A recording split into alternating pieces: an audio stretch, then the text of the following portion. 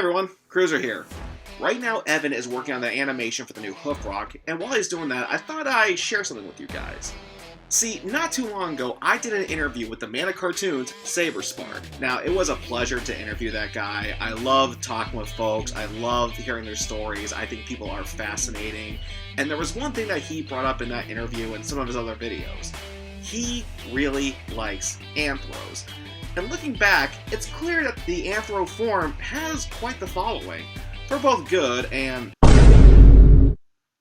unsavory reasons. And I was trying to figure out, why does the Anthro form have such a following?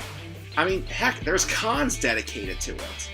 Not for a particular cartoon, but for a shape. And after giving it much thought, I think I finally figured it out. The reason why we love Anthros is because it's a safe way to explore humanity.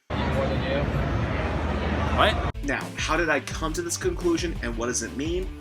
Allow me to explain. One of the leading authorities on zombies, trust me, I am going somewhere with this, people, is Max Brooks, the son of Mel Brooks and author of World War Z and the Zombie Survival Guide. And when he was asked why do people love zombies so much, he said it's a safe way to explore our apocalyptic fears. Most people are uncomfortable talking about the end of days, or death in general.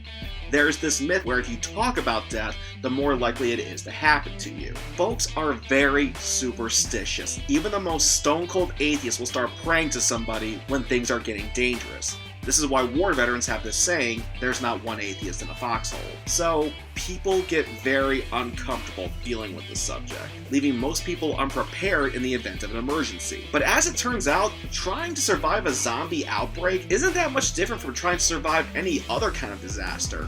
So much so that the CDC has actually posted on their blog a zombie preparedness kit. And since zombies are a creature of fantasy, a very gory one, people feel more comfortable talking about death and disaster and are willing to create a plan on what to do in the event of an emergency. Now, let's take that logic and compare it to Anthros. If the Three Stooges had already proven to us that humor comes from someone else's pain, Anthros like Tom and Jerry allowed us to explore this even further, not only without harming humans, but beyond the scope of reality. Sure, they don't always have to be Anthros. Everybody got sad when Bambi's mom died, but I believe that if they were Anthros, people would feel even more sadness, because now they're part human, so we can connect with them more. Heck, let's look at one of my favorite animes, Beastars. This is a show that dealt with classism, sexism, racism, and a lot of other deep topics. So if they used human characters, it would be way too on the nose and get uncomfortable very quick. But again, because they're using creatures of fantasy, people feel more comfortable to explore these topics. And because this is a new type of Anthro, these look even more human-like. These aren't characters where it looks like they're animals standing on their hind legs. They look like human people with just an animal head. So now we feel an even bigger connection with these characters, and people will feel more comfortable talking about these subjects. And they don't always have to be serious topics. Just look at Turning Red. They used a giant anthropomorphic red panda as a means to talk about teen angst and the strain of growing up. And get this, I actually told all this to Saber Spark, and he actually agreed with me.